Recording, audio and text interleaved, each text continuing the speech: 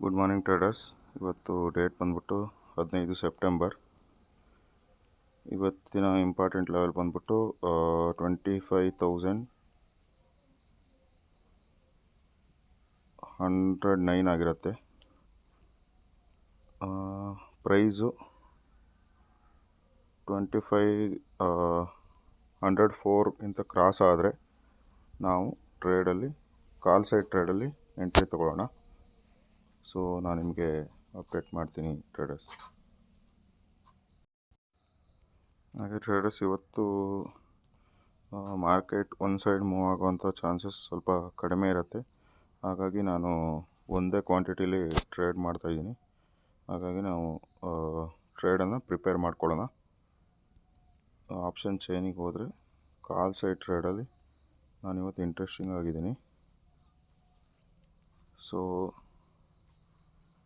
24,950 ಕಾಲ್ ಆಪ್ಷನ್ನ by ಮಾಡ್ಕೊಳ್ಳೋಣ. ಇದು price 180 cross ಆದರೆ ನಾವು ಟ್ರೇಡಲ್ಲಿ ಎಂಟ್ರಿ ಆಗೋಣ.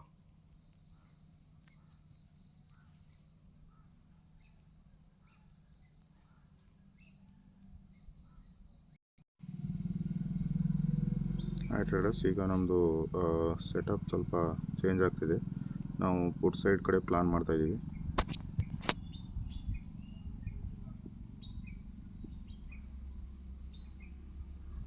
ಇವತ್ತು ಸ್ವಲ್ಪ ಟ್ರೇಡ್ ಡೌಟ್ ಇರೋದ್ರಿಂದ ನಾನು ಒಂದೇ ಕ್ವಾಂಟಿಟಿಲಿ ಟ್ರೇಡ್ ಮಾಡ್ತಾಯಿದ್ದೀನಿ. ಇವತ್ತು ಸ್ಟಾಪ್ ಲಾಸ್ ಬಂದ್ಬಿಟ್ಟು 1,400 ಆಗಿರುತ್ತೆ. ಟೇಕ್ ಪ್ರಾಫಿಟ್ ಬಂದು 1,600 ತೊಗೊಳ್ಳೋಣ. ಟೇಕ್ ಪ್ರಾಫಿಟ್ ಬಂದು 3,000 ಆಗಿರುತ್ತೆ.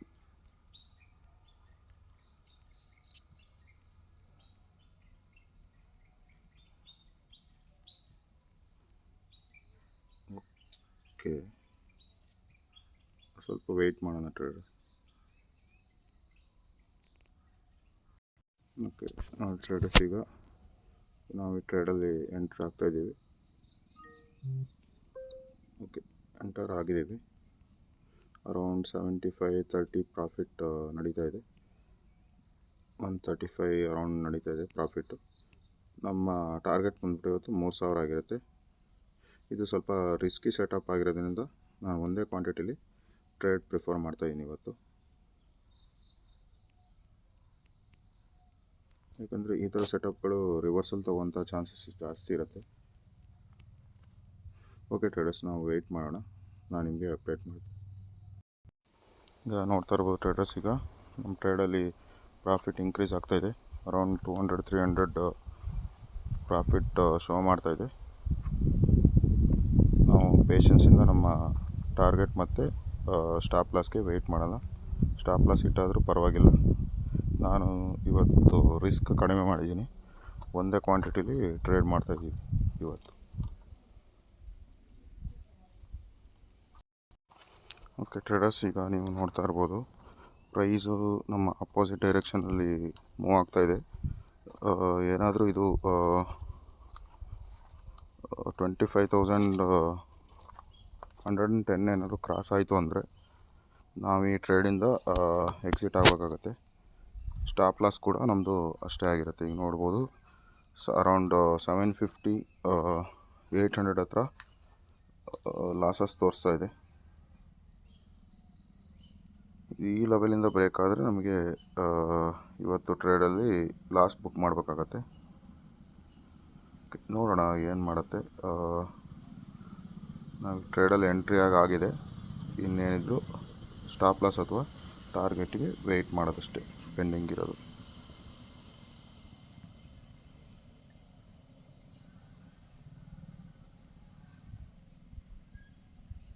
ನೋಡಿ, ಇದು 25,110 ಇದೊಂದು ಇಂಪಾರ್ಟೆಂಟ್ ಲೆವೆಲ್. ಇದನ್ನು ಕ್ರಾಸ್ ಆಗಿ ಪ್ರೈಸ್ ಅಷ್ಟೇನಾಯ್ತಂದರೆ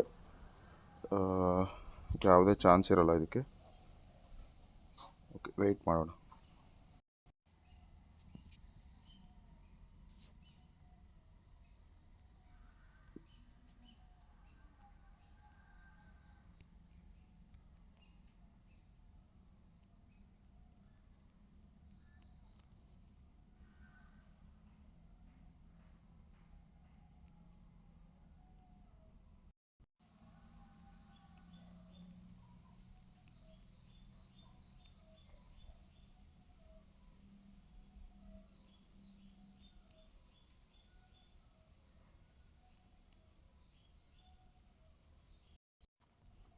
ನೋಡಿ ಟ್ರೇಡರ್ಸ್, ಈಗ ಸ್ವಲ್ಪ ನಮ್ಮ ಲಾಸು ಡಿಕ್ರೀಸ್ ಆಗ್ತಾಯಿದೆ. ಅರೌಂಡ್ 600-500 ಹತ್ರ ಲಾಸಸ್ ತೋರಿಸ್ತಾ ಇದೆ.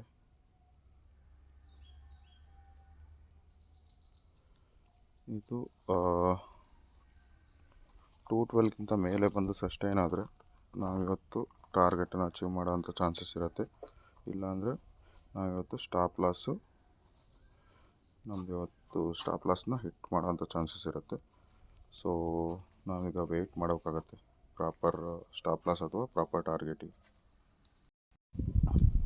ಟ್ರೇಡರ್ಸ್, ನಿಮಗೆ ನೋಡ್ತಾ ಇರ್ಬೋದು ಪ್ರೈಸ್ ಕೂಡ ನಮ್ಮ ಡೈರೆಕ್ಷನಲ್ಲೇ ಮೂವ್ ಆಗ್ತಾ ಇರುತ್ತೆ. ಈಗ ನಾವು ಪ್ರಾಫಿಟ್ ನೋಡಿದ್ರೆ ಅರೌಂಡ್ 300 ಅಷ್ಟು ಟ್ರೇಡಲ್ಲಿ ಪ್ರಾಫಿಟ್ ರನ್ ಆಗ್ತಾಯಿದೆ. ಈಗ ನಾವು ಸ್ಟಾಪ್ ಲಾಸನ್ನು ಸ್ವಲ್ಪ ಟೈಟ್ ಮಾಡಬೇಕಾಗತ್ತೆ. ನಾವು ಅರೌಂಡ್ 193ಗೆ ನಮ್ಮ ಸ್ಟಾಪ್ ಲಾಸ್ನ ಮೂವ್ ಮಾಡಿಬಿಡೋಣ. ಇವಾಗ ಸ್ವಲ್ಪ ಸೈಡ್ ವೇಸ್ ಆಗುವಂಥ ಚಾನ್ಸ್ ಇದೆ. ಅದಕ್ಕೆ ಲಾಸ್ ಆದ್ರೂ ಕೂಡ ನಮ್ಮ ರಿಸ್ಕನ್ನು ಕಡಿಮೆ ಮಾಡ್ಕೊಳ್ಳೋಣ.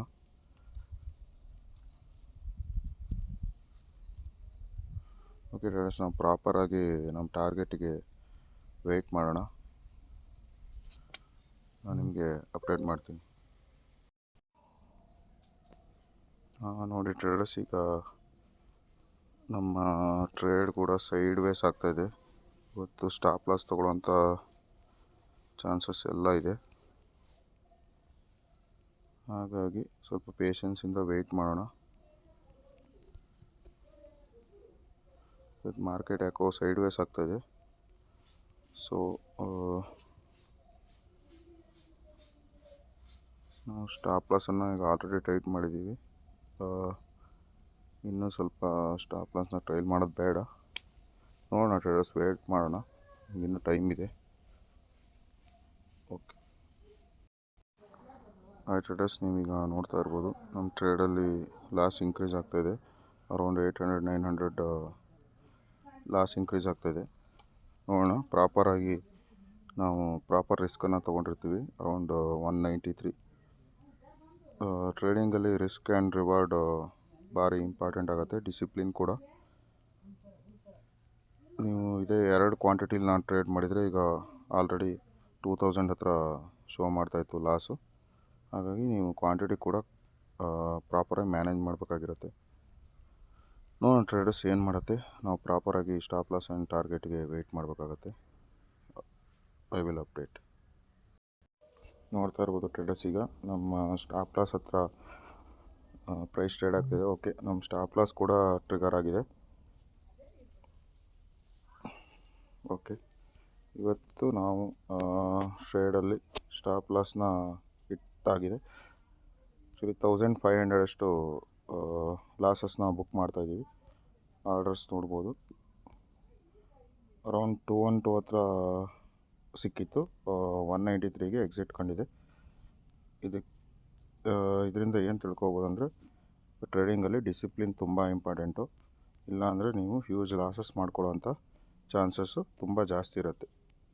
ಸೊ ಡಿಸಿಪ್ಲಿನನ್ನು ಫಾಲೋ ಮಾಡಬೇಕಾಗತ್ತೆ ನೀವು. ನಮ್ಮ ವಿಡಿಯೋ ಇಷ್ಟ ಆದರೆ ಶೇರ್ ಮಾಡಿ, ಸಬ್ಸ್ಕ್ರೈಬ್ ಮಾಡಿ. Thank you.